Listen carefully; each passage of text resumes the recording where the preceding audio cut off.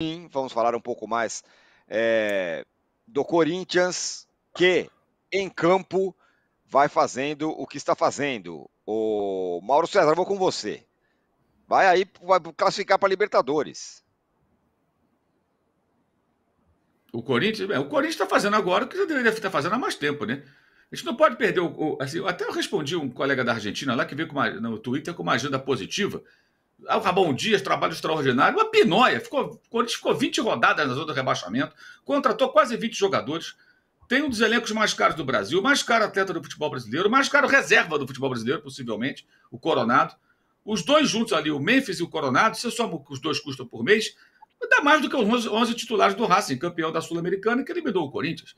Jogou contra o Flamengo com um jogador a mais por 63 minutos, não conseguiu fazer um gol, foi eliminado dos dois mata-mata, agora está na posição que tem que estar o Corinthians. Óbvio, que é pelo menos ali entre os 10 primeiros. O Corinthians não tem investimento para estar jogando lá embaixo. O absurdo foi ficar 20 rodadas na zona do rebaixamento. Aí o cara cumpre a obrigação, veio o bacana falar que, nossa, o Ramon Dias. Ramon Dias já tomou de 4-0 do Criciúma e foi embora do Vasco. Foi eliminado de forma acachapante pelo Nova Iguaçu, da 4ª divisão, no Campeonato Carioca. E agora finalmente consegue fazer a sua obrigação, que é com esse Corinthians cheio de jogadores caros, trouxe uma sequência de ótimos resultados, de vitórias. Pegou ali uma parte mais filé mignon da tabela e aproveitou. O Vasco não é nem filé mignon, é uma picanha caprichadíssima, né? Que é uma teta o Vasco. Vou te contar, o time do Vasco é uma vergonha. São 10 gols sofridos em 4 jogos. Tomou de 3 do São Paulo, tomou de 3-0, né? São Paulo, Fortaleza, Botafogo, também igualzinho a ontem. No começo do jogo já estava 2-0 e tal. E ontem estava 3-0, terminou 3-1 porque o Corinthians tirou o pé. Contra o Inter foi 1-0, sabe-se lá como. O Inter foi muito melhor em São Januário. O time do Vasco é uma piada. E ontem não teve nem coletivo do técnico e o presidente apareceu lá e fez um pronunciamento. Amanhã eu dou uma coletiva, o técnico está fora.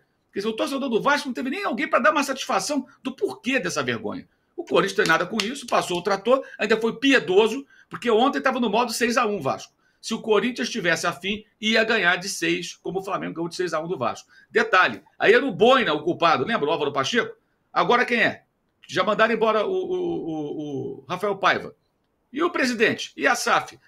Então, para os fãs da SAF, está aí também o resultado. Uma SAF que está sem dono, né, aí perdido, ninguém quer assumir o Vasco, gente, é o tamanho do clube. E o presidente perdido. Fica muito claro que da teoria à prática vai uma grande distância, né?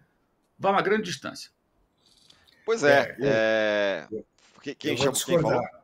Eu vou discordar do Mauro, dizer que o Corinthians pegou, todo o resto eu concordo, mas que o Corinthians pegou a fase mais moleza do campeonato.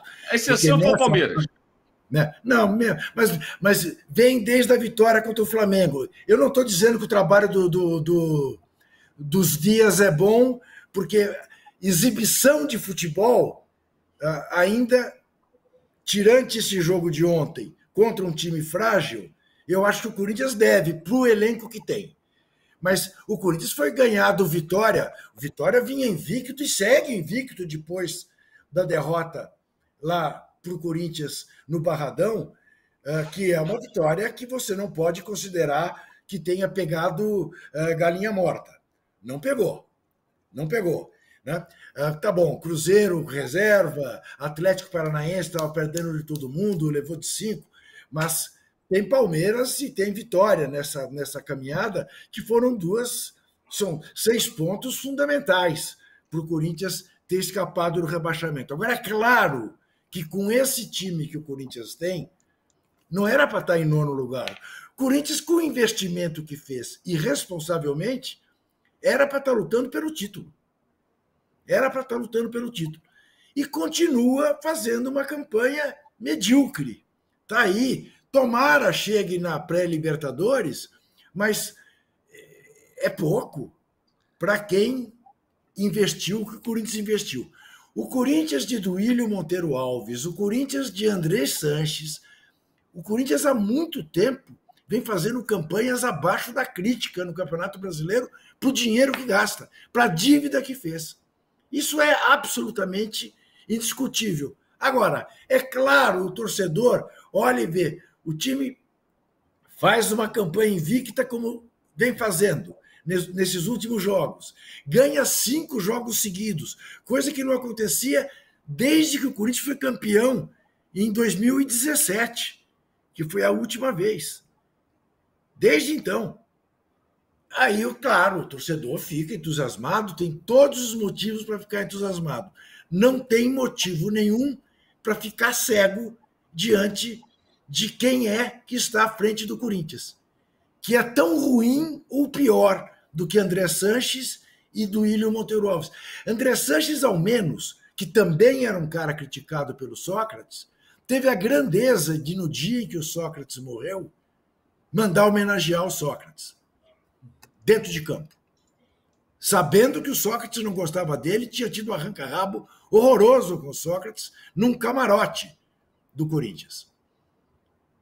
Agora, esse que está aí consegue ser pior. Consegue ser pior, porque revela não ter a menor vergonha na cara ao fazer o que faz. E aí, óbvio, né?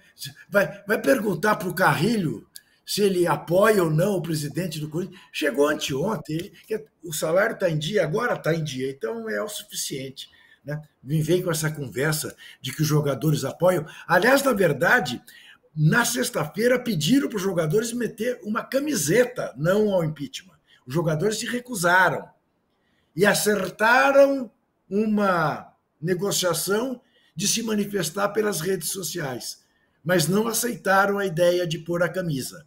E o tal do apoio, da ameaça de Memphis Depay, que iria embora se voltasse o impeachment, o que seria um absurdo, estando com o salário em dia, estranhamente, Memphis Depay não pôs nada nas suas redes sociais. É possível que ainda ponha, mas não pôs. Não pôs. Então veja como é possível tentar enganar todo mundo o tempo todo e só trouxa se deixa enganar desse jeito. Ô, Trajano, eu vou passar daqui a pouco para os rivais falar para o Arnaldo sobre os rivais que disputam com o Corinthians essa vaga aí, mas o Mauro falou um pouquinho da história do Pedrinho, eu acho que vale ressaltar, né? O Pedrinho, comentarista, achava um absurdo demitir treinador. O Pedrinho, presidente, já deu um chute lá no Rafael Pava, nem fala, nem conversa, amanhã a gente muda de técnico de novo. Curioso, né? O Vasco não dá muita sorte com um ex-jogador assumindo a presidência, não, né? Nem o Roberto, né? Tivemos o Roberto Dinamite, que talvez um dos maiores ídolos da história do Vasco, tem busto, artilheiro, grande jogador, mas como presidente foi um fracasso. O Mauro já falou um pouquinho aí. O Vasco é uma zona, né? Infelizmente, com a tradição, com a imensa torcida que tem, histórico que tem. Essa SAF ninguém entende, quem é que manda, que o cara for embora, não for, quem vai ficar com essa batata quente, o estádio, como é que vai ficar a situação do estádio, vai ser reformado, começa quando a obra, quem vai pagar essa obra, é muita confusão, e o time em campo é um bando, né? É um bando. E eu até estava entusiasmado com o fato de surgirem alguns técnicos novos, no início do trabalho desse Rafael Paiva, até que alguma coisa surgiu, mas depois foi também os jogadores que tem, olha, é triste ver o Vasco do jeito que está. Agora, acho que a gente não podia deixar de falar, até o final do programa, um pouco da dramaticidade, né? Do grande acontecimento. Bom, teve vários grandes acontecimentos no fim de semana, depende do ponto de vista, depende de se olhar. Mas, em termos de dramaticidade, foi a classificação da Série B nos minutos finais. Foi sensacional, falaremos.